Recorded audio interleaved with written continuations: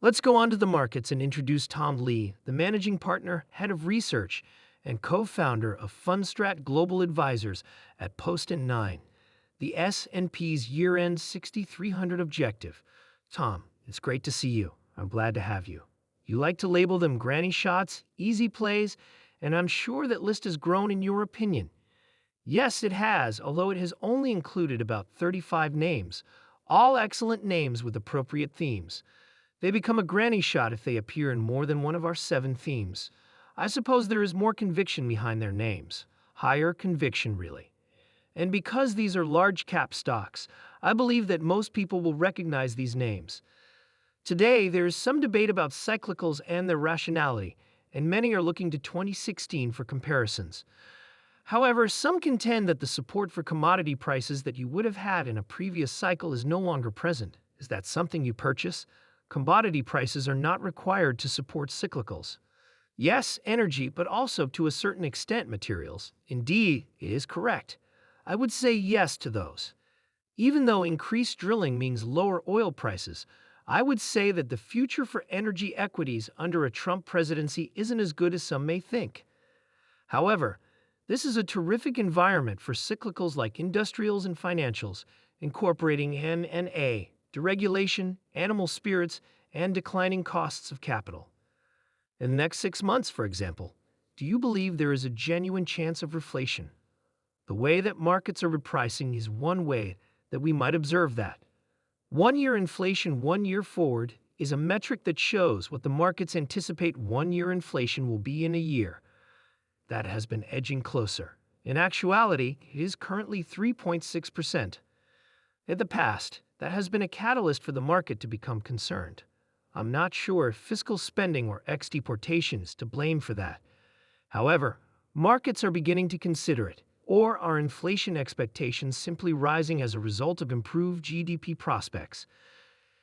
Trade policy is perhaps where Trump Trade 1.0 ran into issues. Do you believe that the market is seeing past his constant stance on tariffs once we see what he delivers there? Or will the deregulation and reduced corporation taxes make up for any trade weakness? Tariffs and trade, in my opinion, are what people are thinking about if someone was attempting to present a bad image.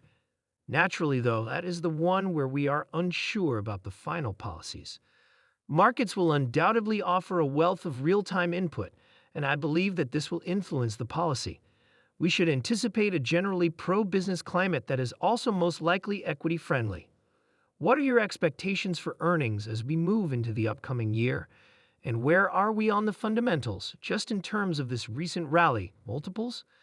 As we come to the end of earnings season, I believe it has been really stable. Healthcare, energy, and several commodities companies have been the biggest impact on earnings. However, industries like electronics and industrials continue to generate respectable figures. The outlook for next year should be favorable due to declining costs and an increase in housing activity. This is significantly better for tiny caps if there are mergers. We still follow the same trade since small cap profits growth has been about 40%. Over the next 6 months, we want to be more cyclical and also look at Bitcoin and small cap stocks. Tiny caps? Why do mergers occur? Please elaborate on the reasons why small caps will benefit more. The background is one aspect of it. For the past 5 years, small caps have underperformed by the greatest amount in 25 years. They are currently selling at a 7p/E discount, or 10 times the median p/E, which is nearly 18 times the S&P. Earnings growth is faster for small cap companies. Furthermore, about 44% of it is made up of what I would describe as very cyclical companies, such as industrials and regional banks. Compared to the S&P, that weight is greater. Lastly, there is a significant amount of money on the sidelines. It's in tiny caps, in my opinion, if people want more breadth expansion. Additionally, they lack trade exposure. They gain from deregulation and reduced taxation. You make a valid point, but without the tariffs, they seem to be in the sweet place. Yes, and there may be a significant margin of outperformance. I believe you could make up that difference over the next 3 years because they've underperformed by about 100 percentage points.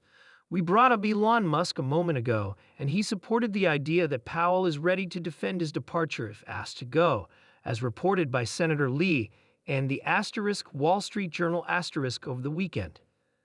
Do you believe that any attempt to re-executize or influence the Fed would be met with a revolt from the bond market? Of course. The Fed's independence contributes to it. Jensen Huang, the CEO of Nvidia, made this announcement during a Japanese AI summit. For today's Tech Check let's turn to Deirdre Bosa to see how that connection has progressed to this point. Deirdre?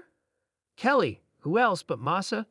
This declaration, which essentially told the world that he and SoftBank will be major participants in the next generation shift, or at the very least make a very strong push for it, was entirely in line with Masayoshi Son's brand. However, it does pose a question for Nvidia. Why place Masa at the front of the line rather than OpenAI, Google, or a business at the vanguard of LLM breakthroughs, if the demand for Blackwell is as crazy as Jensen Huang has claimed? According to a source, it was easy. SoftBank placed a large early order. It also occurs at a time when the question of whether AI has reached its zenith is becoming more heated. Nvidia may be able to diversify from its sizable U.S. clientele to other markets and sovereigns like Japan with a significant agreement with SoftBank. Huang, who spent the night in Tokyo, hailed Masa as the only innovator and businessman in the world to have chosen or teamed up with the tech winner of each age, from Jack Ma to Jerry Yang to Bill Gates. At one point, he even held the largest stake in Nvidia, which brought us to this position. It's likely that many of you are unaware, but Masa used to possess the largest stake in Nvidia. Yes, it's all right, we can both cry. Kelly, I have a feeling that Jensen Huang is not sobbing. However, Masa's 4.9% investment in Nvidia would have been worth around $180 billion today if it had been retained.